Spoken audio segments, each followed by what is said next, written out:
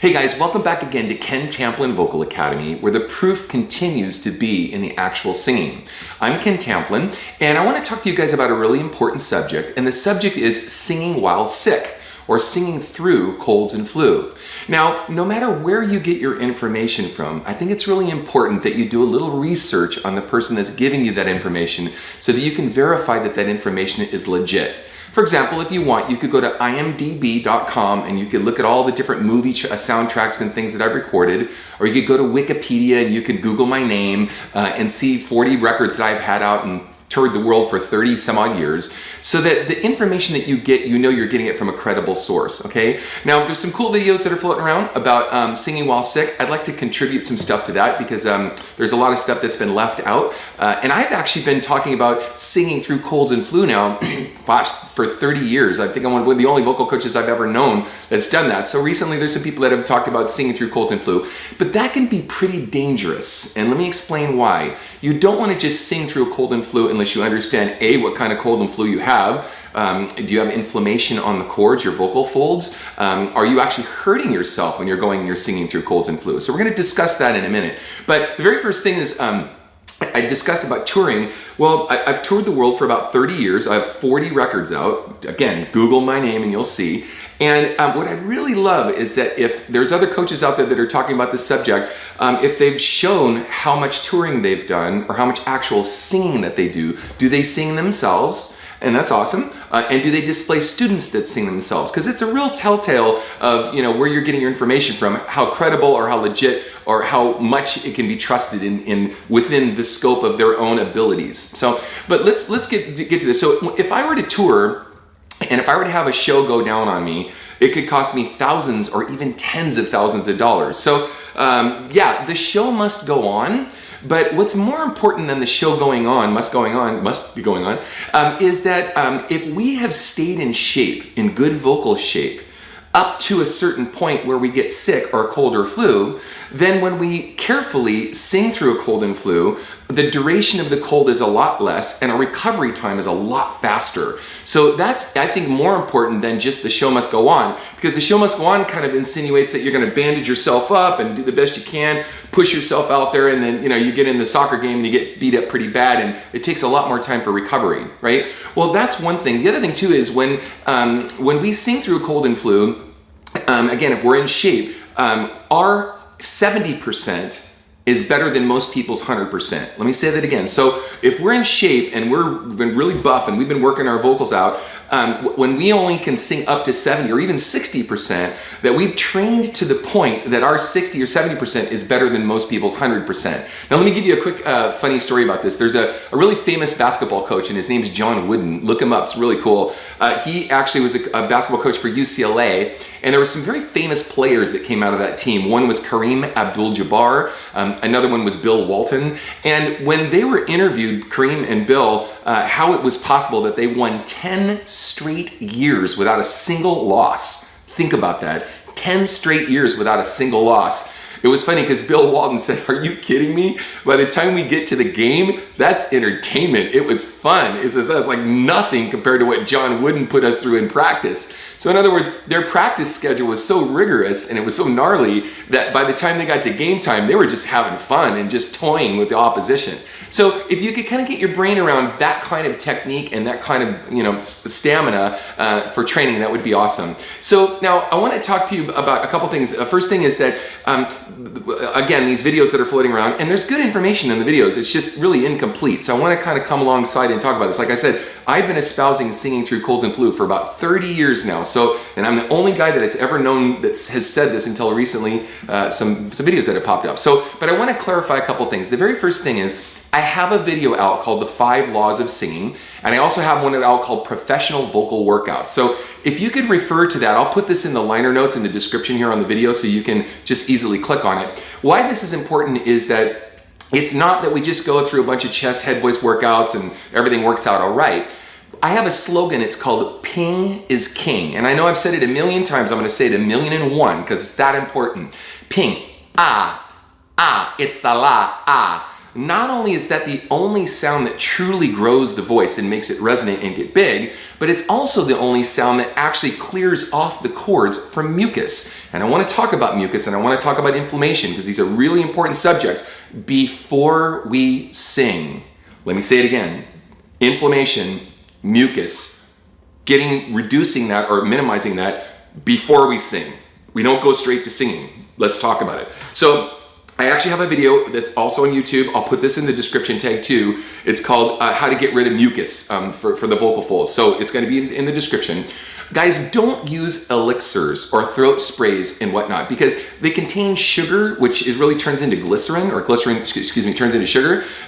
Things like slippery elm and whatnot, because it coats the cord for a minute. It may last, 10 minutes or so, but you find yourself clearing off the cords, going, and scraping the cords with air and exacerbating the cords themselves, so that they again become more inflamed, and then you lose good cord closure. Now the cords themselves, as you know, they kind of look like they're like a V shape when they close down like this, right?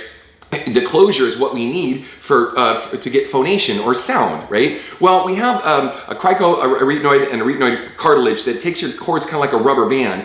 And what we want to do is to stretch the cords is we want to oil them, or have something that oils them. So there's a lot of things the body produces. There's glutathione, which your body produces naturally.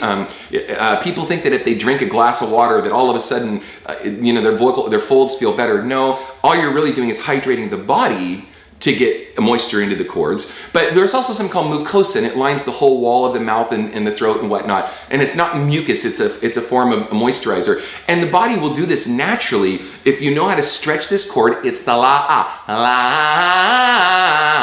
when it's a nice bright tone, and it can actually, as we go up and down, ascending or descending a scale, it can actually put elasticity back into the cords themselves. So that's what we want. We want to put elasticity and resiliency back in the cords. This is extremely important. So again, before we sing at all, you guys want to take some of these measures to really do all you can to ensure the best health for your voice first, before we start busting out with some scale. So the second thing is that there's a lot of things you can do. A lot of really famous opera singers sleep with a humidifier. And they'll do this because that all night long is putting moisture back in the folds. They're breathing in, good quality humidification or moisture, and it's keeping the cords nice and moist. That's one thing you could do, because as the cords get thick, and when you have a cold or flu and you have post-nasal drip, this dripping from the sinus cavity, etc., onto the cords, they get thick, they kind of become leathery. Now, our cords are made of collagen, and you can actually take collagen. In fact, I'll post a thing here, a good kind of collagen that you can take that would be awesome for your vocal folds. And there's actually types 1, 2, and 3, and I'll explain those in a minute. Types 2 and 3 actually are for the collagen itself, and type 1, I believe it is what helps the cartilage and bone structure, bone marrow and whatnot, to stay strong. But anyway, so sleep with a humidifier, that's one thing you can do. There's also direct vapor humidification. This is actually even cooler, or as cool, if not more immediate response. I'm going to post something called Viridian. Check this out. Now this sucker, actually, you can put this directly on your face, and for like 15 minutes, just put a couple drops of tea tree oil, or maybe some eucalyptus or peppermint. Be careful with peppermint, because the peppermint's really strong. But you could do that, and it really opens up the sinus cavities and reduces inflammation. Now there's something else that we really want to do, and you can do this as well, and there's 2 ways to go about this. You can get, because we're reducing inflammation, you can go buy yourself a box of ibuprofen, okay? Whatever, take 2 or 3 ibuprofen and take a really hot, steamy shower, like as long as you can, to breathe in the fumes. Now, there's the old adage that says, oh man, I killed it. I sing so good when I'm singing in the shower. Well, there's actually a lot of truth to that. It's not just only that there's reverb in the shower, and so it's forgivable as far as your tone and your pitch, but it's because that the steam itself is actually loosening up the cords and reducing inflammation and providing the ability for the cords to vibrate easily, so that you can go up and down a scale a lot easier than getting bound up when they're all dried up and leathery, okay? So again, collagen replaces that, glutathione replaces that, mucosa helps with this, all these different things. My favorite thing to do though is not to take ibuprofen, it's to take turmeric. Because turmeric is every bit as effective, maybe even more effective than ibuprofen. And ibuprofen's gonna mess with your stomach if you do it over the long haul. So be careful with that. I'm just saying that you can do that in a pinch, but my preference would be turmeric. So check this out. This is pretty expensive stuff here. You can do natural turmeric, just get raw turmeric, chop it up, put it in a tea or in a salad or something. It's a little nasty. It kind of tastes a little bitter. But anyway, you could do this, or you could get this turmeric oil here. And again, it's pretty expensive, but this stuff really works and it reduces inflammation. So now that we've, discussed, okay, this is sort of pre-workout stuff that you've done to ensure the best health for your voice as you can. Now let's talk about the scales themselves. Now I saw one video that said, for guys, you want to go from your chest voice and your falsetto and do that a lot. And for girls, your chest voice and your head voice. Let's clarify two things real quick. The first thing is when you say falsetto for guys, I use that term synonymously, which means the same as falsetto as head voice for girls. So falsetto for guys, head voice for girls. I like to use those interchangeably, and I have some definitions I've written out in my course. By the way, I have a singing course called How to Sing Better Than Anyone Else, and I cover all this stuff really thoroughly in the course. But so as you're going through this, understand, yes, we want to slowly and gently wake up the voice with some easy drills where we hand off from our chest to our head fairly early so that we can wake up the voice. But truth be told, we can't reside or stay in that, because if we do, then we never wake up our chest voice, and we're gonna sing, we're planning on singing, we've gotta wake that up. So how do we do that? So in a minute, I'm gonna go through some scales with you guys, but what we do is we gently wake up the chest head voice through the lip drill and a tongue exercise, some stuff we're gonna do,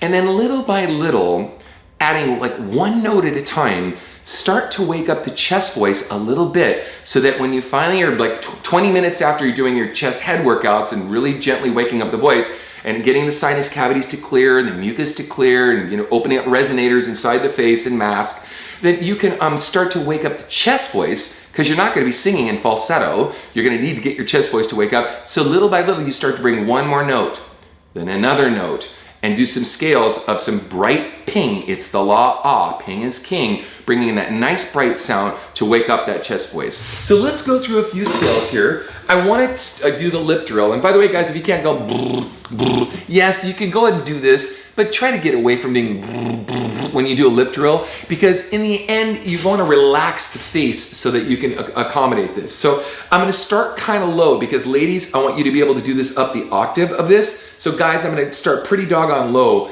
so that the ladies can come along for the ride too. But so if it's too low for you, just wait a couple scales here.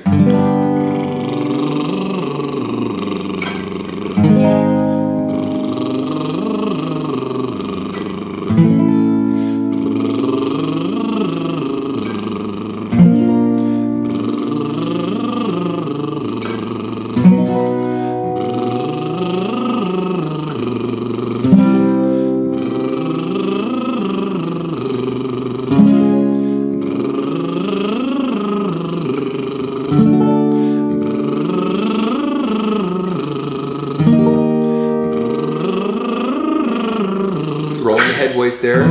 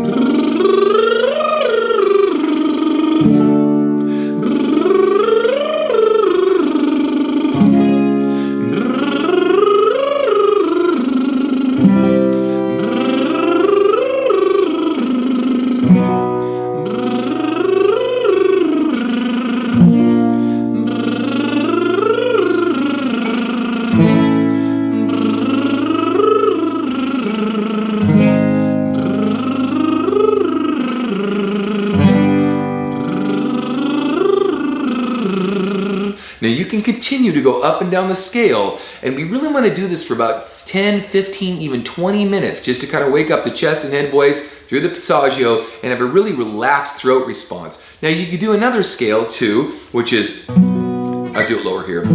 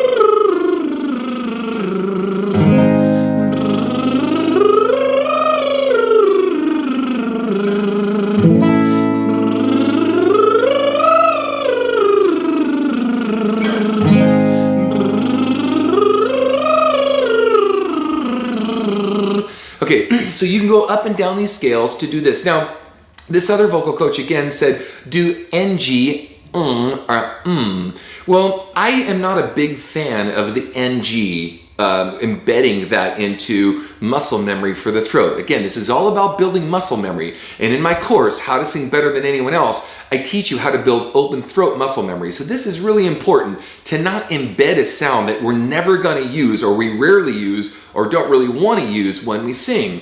However, it does serve a purpose, two purposes actually. One is to take gack off the chords, which is NG, and two is to determine vocal Fach, or what is your vocal type. It's a German system, German cast system of understanding what your range is and what your vocal type is. So if you were to do the NG, like this vocal coach said, you go,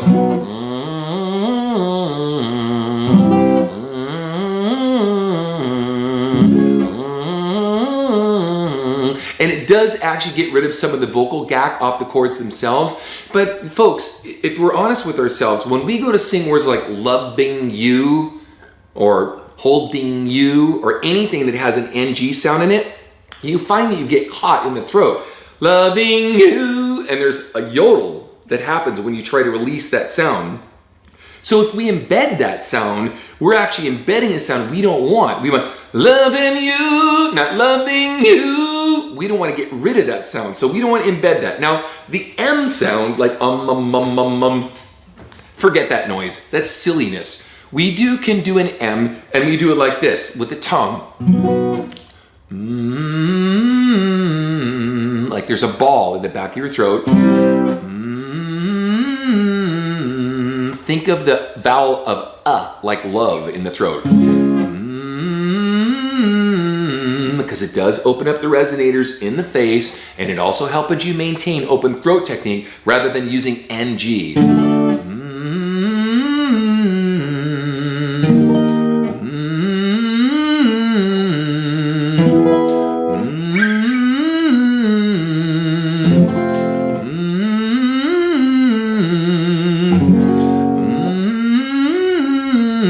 And so on. We could go all the way up the scales, and you guys can do this on your own. Anyway, guys, thank you for joining me, Ken Tamplin Vocal Academy, where the proof is in the singing. I just want to get you guys real information. Again, when you see something on the internet, simply ask the vocal coach, hey, can you sing a song or two for me? And can you post that? And can you sing, or have some of your students sing, so that I know that the information that I'm getting from you is legit, that I'm not hurting myself, or you're not just representing or parroting something you got from another video, so that you can authenticate that the information that you get is correct. Okay, thank you guys for joining me. Until next time, peace out.